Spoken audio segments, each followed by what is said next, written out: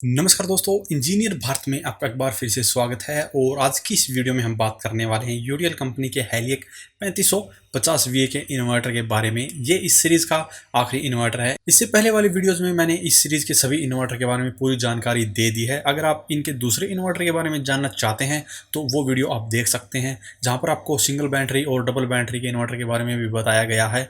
और जो आज का ये इन्वर्टर है ये 4 बैटरियों वाला है। अगर आपको 4 बैटरियों वाला इन्वर्टर चाहिए है तो आप के लिए ये जो इन्वर्टर है वो बिल्कुल सही साबित हो सकता है। लेकिन उससे पहले आपको जानना होगा कि इसके ऊपर लोड कितना चला सकते हैं, पैनल कितने लगा सकते हैं, क्या क्या फीचर इसमें आपको देखने को मिलते हैं और इसकी क्या प्राइस है। साथ में ही मैं आपको इस वीडियो में आपको इसका कॉम्पिटिटर भी बताऊंगा कि अगर आप किसी और कंपनी में इसी प्राइस रेंज के अंदर इन्वर्टर खरीदना चाहते हैं तो कौन सी कंपनी का आप इन्वर्टर खरीद सकते हैं। तो सबसे पहले यूटिल वाले के बारे में जानते हैं। तो इस इन्वर्टर का मॉडल नंबर 3550 है, लेकिन ये 3500 वीए का इन्वर्टर है, जिसके ऊपर आप 2700-2800 वोल्ट तक का लोड आराम से चला सकते हैं। तो ये इन्वर्टर उसके लिए बिल्कुल फायदेमंद रहेगा जिसे 2.5 किलो वोल्ट तक का लोड चलाना है। जी हाँ, वैसे तो आप लोड ज़्यादा चला सकते हैं, लेकिन फिर भी सेफ साइड रखने के लिए मैं हमेशा ही आपको कहता हूँ कि इन्वर्टर हमेशा थोड़ा सा बड़ा रखिए, ताकि आपका जो लोड है वो स्मूथली चल सके। तो यहाँ पे 2.5 किलो वोल्ट का सिस्टम जिसे तैयार करना है वो इस इन्वर्टर को खरीद सकता है, क्योंकि लोड कैपेसिटी है वो इसकी 2.5 किलोवाट से थोड़ी सी ज़्यादा है। बैटरी की बात करें तो 4 बैटरियाँ सीरीज़ में कनेक्ट करनी पड़ेगी आपको, और अगर ज़्यादा बैटरी बैकअप चाहिए तो आपको ज़्यादा बैटरियाँ लगानी पड़ेगी। वैसे तो आपको अगर ज़्यादा बैटरी बैकअप की आवश्यकता नहीं है, सिर्फ आपको थोड़े ही देर के लिए ज़्यादा लोड चलाना है, तो आप इसके ऊपर 100 एच की 4 बैटरियाँ कनेक्ट कर सकते हैं। और अगर हमारी रिकमेंडेशन की बात करें तो आप 150 एच की 4 बैटरियाँ इस्तेमाल कीजिए, ताकि आपका जो लोड है स्मूथली चलता रहे। और अगर इन फ्यूचर अगर बाई चांस इमरजेंसी में भी आपको ज़्यादा देर तक लोड चलाना पड़ जाए तो आप आराम से चला पाएँ। वैसे आप इसके ऊपर 200 एच की भी 4 बैटरियाँ लगा सकते हैं, जिससे आपको और ज़्यादा बैटरी बैकअप मिल जाता है। 200 एच के बाद में भी अगर आपको ज़्यादा बैटरी बैकअप की आवश्यकता पड़ती है तो पैरेलली आपको 4 बैटरियाँ और भी इनके पैरेलल में कनेक्ट करनी पड़ेगी, जिससे कि आपका जो सिस्टम है वो 8 बैटरियों वाला हो जाता है, और जिस पर आप जो लोड है वो काफ़ी लंबे समय तक बैटरियों के ऊपर ही चला सकते हैं। तो यहाँ पर अगर आपको ज़्यादा लोड चलाने की आवश्यकता पड़ती है तभी आप 4 के बजाय 8 बैटरियाँ लगा सकते हैं। तो ये बात थी बैटरियों की। अब बात करते हैं इसके सोलर चार्ज कंट्रोलर के बारे में। इसके अंदर आपको मिलता है PWM टेक्नोलॉजी का सोलर चार्ज कंट्रोलर। मार्केट में ऐसी कुछ ही कंपनियां हैं जो कि इतने बड़े इन्वर्टर के साथ में PWM सोलर चार्ज कंट्रोलर देती है, जिसके कारण इनकी जो कीमत है वो काफ़ी कम हो जाती है। तो जिसका बजट काफ़ी कम होता है और लोड ज़्यादा चलाने की ज़रूरत पड़ती है, उनके लिए ये इन्वर्टर काफ़ी फायदेमंद हो जाते हैं। तो अगर बात करें पैनल कैपेसिटी की तो आप इसके ऊपर कनेक्ट कर सकते हैं 3 किलोवाट तक के सोलर पैनल। तो फाइनली हम ये कह सकते हैं कि 2.5 किलोवाट का सोलर सिस्टम आप इससे बिल्कुल एक अच्छा तैयार कर सकते हैं। यहाँ पर सोलर पैनल 3 किलोवाट तक के लगा सकते हैं और इसके ऊपर लोड 2.5 किलोवाट तक का चला सकते हैं। तो जिसको 2.5 किलोवाट का ऑफ ग्रिड सोलर सिस्टम तैयार करना है उसके लिए ये इन्वर्टर बिल्कुल सही रहेगा।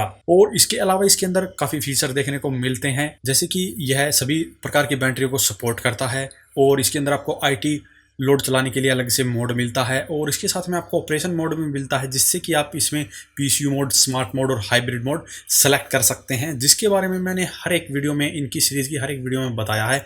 अगर आपको इस मोड के बारे में पता है तो वीडियो को आप स्किप करके आगे कंटिन्यू कर सकते हैं, और अगर आप इस मोड के बारे में दोबारा जानना चाहते हैं तो दोबारा से जान सकते हैं। यहाँ पे सबसे पहला होता है PCU मोड, दूसरा होता है स्मार्ट मोड, और तीसरा होता है हाइब्रिड मोड। तो ये कैसे काम करते हैं, जब आप इसके अंदर PCU मोड सेलेक्ट करते हैं तो इसमें प्रायोरिटी सोलर पे आ जाती है, उसके बाद में बैटरी पर, फिर ग्रिड पर। यानी कि आपका जो लोड चल रहा है वो पहले आपके सोलर पर चलेगा कंप्लीटली, फिर अगर ज़्यादा आपको लोड चलाना पड़ गया है और सोलर पैनल से पावर कम आ रही है तो आपका जो लोड है वो बैटरी के साथ में शेयर हो जाएगा, यानी कि बैटरी भी इस्तेमाल होनी शुरू हो जाएगी। और उसके बाद में भी अगर ज़्यादा ज़रूरत पड़ती है लोड की तो ग्रिड के साथ में आपका जो लोड है वो चलना शुरू हो जाएगा। तो सबसे पहला जो PCU मोड है ये ऐसे काम करता है। ये वहाँ के लिए बिल्कुल स्टेबल रहता है जहाँ पर पावर कट काफ़ी कम होते हैं और आपको बिजली के बिल में कटौती करनी है। दूसरा होता है इनका स्मार्ट मोड।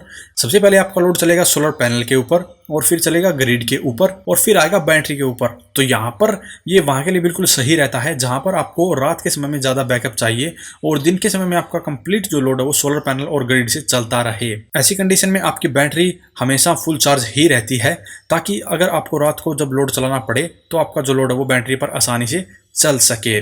तीसरा मोड है हाइब्रिड मोड। इस कंडीशन में सबसे पहले आपकी ग्रिड सप्लाई यूज होती है और फिर आपका सोलर पैनल से सप्लाई यूज होती है और फिर बैटरी से। तो हाइब्रिड मोड होता है वो वहाँ के लिए बिल्कुल स्टेबल होता है जहाँ पर पावर कट बहुत ज़्यादा होते हैं, यानी कि मान लीजिए आपके दिन के समय में यहाँ पे 2 या 3 घंटे ही लाइट आती है, तो ऐसी कंडीशन में आपका जो कंप्लीट लोड है वो उस समय ग्रिड से चलता रहेगा, आपकी बैटरी यहाँ सोलर पैनल से चार्ज होती रहेगी और जैसे ही आपकी ग्रिड की सप्लाई जाती है उस कंडीशन में जो लोड है वो सोलर पैनल पे आ जाता है और अगर ज़्यादा लोड चल रहा है तो फिर वो बैटरी पे आ जाता है। तो यहाँ पर जो रूरल एरिया है जहाँ पर बहुत अधिक पावर कट रहता है वहाँ के लिए हाइब्रिड मोड स्टेबल होता है। तो यहाँ पे गामा वाला जो इन्वर्टर है इसके अंदर ये मोड मिलता है जो कि आप अपनी ज़रूरत के अनुसार बदल सकते हैं। अब बात करते हैं इसके प्राइस की। तो ये जो इन्वर्टर है ये आपको लगभग 18 से 19,000 रुपये में मिल जाता है ऑनलाइन के अकॉर्डिंग। अगर ऑफलाइन अगर आपको ये सस्ता मिलता है तो वीडियो के कमेंट बॉक्स में कमेंट करके हमें ज़रूर बताएं कि आपको कितना सस्ता ये ऑफलाइन मार्केट से मिल गया है। अगर अभी भी इसके बारे में और ज़्यादा फीचर और इसके बारे में डिटेल में जानकारी पाना चाहते हैं, वीडियो के डिस्क्रिप्शन बॉक्स में आपको हमारी वेबसाइट का लिंक दिया जाएगा जहां से आप इसके बारे में और ज़्यादा डिटेल में पढ़ सकते हैं।